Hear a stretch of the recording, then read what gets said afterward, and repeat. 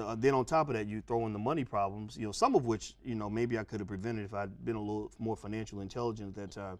I was growing into this, whatever I am now. And I'm still growing. I'm not sure. perfect, but back then I was even less perfect. I was more imperfect than I am right now, And so during that time, I remember to get to speak on the homeless part. I didn't have the money to pay my rent.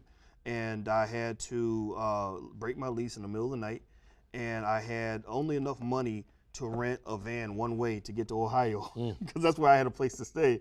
And so I rented this van. I packed everything I owned in this van, and it was so full. I remember that I had my basketball on the dashboard. There literally was nowhere in the car to put so I was driving, because I wasn't gonna get rid of my basketball. So I'm driving like this from New York to Ohio. I kid you not, man. Yeah.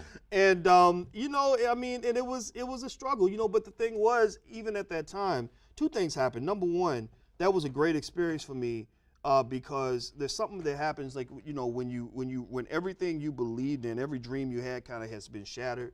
I really was wondering, like, what my future was going to be like, if I was ever going to get the PhD, if things were ever going to really work out. And I remember just crying at my desk, and I remember just getting tired. I said, I'm not going to pretend to be somebody else.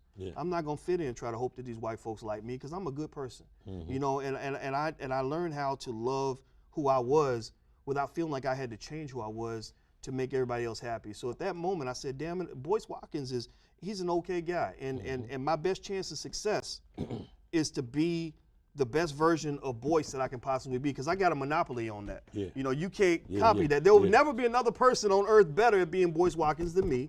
And that, to me, exceeds sort of being a cheap imitation of a white man. If I'm trying to be a white man, I'm gonna always be second best, because I'll never be as good at being a white man as white men already are. So at that moment, that was when, like, the Boyce Watkins you know now, that was when he was kind of born, just sort of through that chaos. And me laying in bed for 2-3 weeks, maybe over a month, depressed over this whole. I mean, losing a woman is one thing, but losing a child is a whole other level of pain and agony to stay with me for many years. And I remember just having a day where I said, man, I'm not gonna lay in this bed no more. So I got up and I started doing push-ups and sit-ups. It's like a Rocky movie or something, And the best part was that I feel like I came out so much stronger at that point.